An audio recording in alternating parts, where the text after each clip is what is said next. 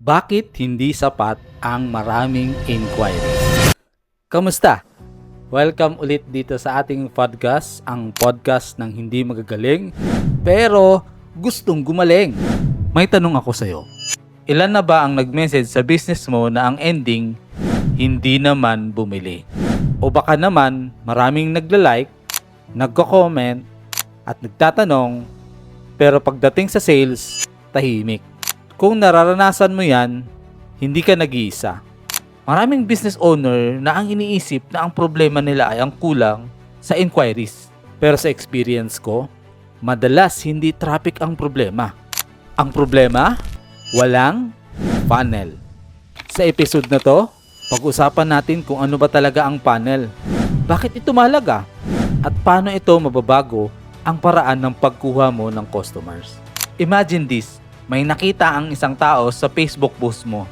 Na-curious siya. Nag-click siya. Pagdating niya sa page mo, malinaw agad kung paano mo siya matutulungan. Nag-download siya ng free guide. Automatic siyang nakatanggap ng email. Kinabukasan, may nag-follow up message.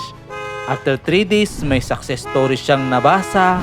After 1 week, nag-book siya ng appointment. Pagkatapos, nag-meeting. Naging customer siya. Hindi dahil pinilit mo siya, kundi dahil ginabayan mo siya ng tamang proseso. Yan ang ginagawa ng funnel. Hindi ito magic. Hindi rin ito pang malaking kumpanya lang. Isa itong maayos na customer journey. Ang problema, karamihan sa business walang customer journey. Ganito ang nangyayari. Magpo-post, maghihintay ng message. Kapag may nag-message, sasagot. Kapag naging busy, late ang reply. Kapag nakalimutan, wala nang follow-up. Kapag hindi bumili, tapos na. At pagkatapos, sasabihin, ang hirap makakuha ng customer.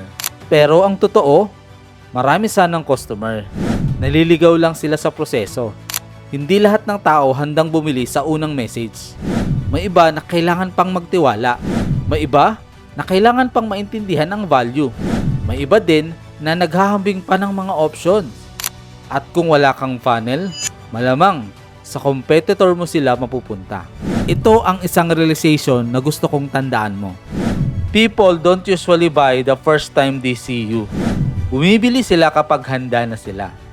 Ang trabaho ng funnel ay tulungan silang makarating sa puntong iyon.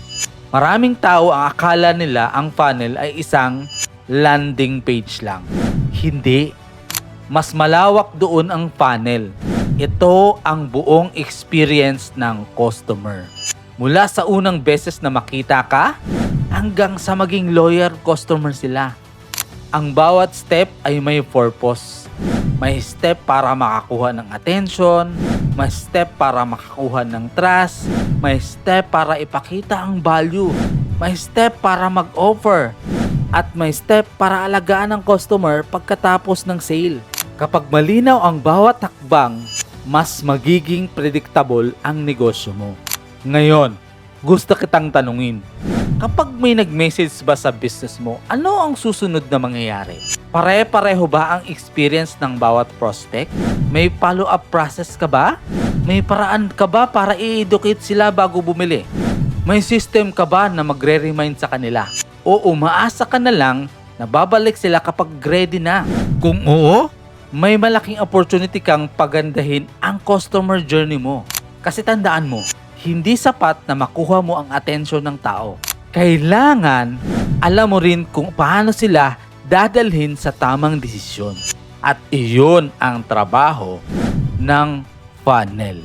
Bago tayo magtapos, gusto kitang bigyan ng isang simpleng assignment. Kunin mo ang notebook mo o kahit note app sa phone mo.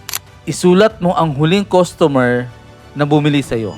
Tanungin mo ang sarili mo, saan kanya unang nakita? Bakit siya nagtiwala? Ano ang nagtulak sa kanya para bumili? At ano ang ginawa mo pagkatapos niyang bumili? Kapag naisulat mo ang journey na yon, congratulations! Nagsimula ka ng bumuo ng sarili mong funnel. At tandaan mo ito, a funnel is not about pushing people to buy. It's about helping the right people to make the right decision at the right time.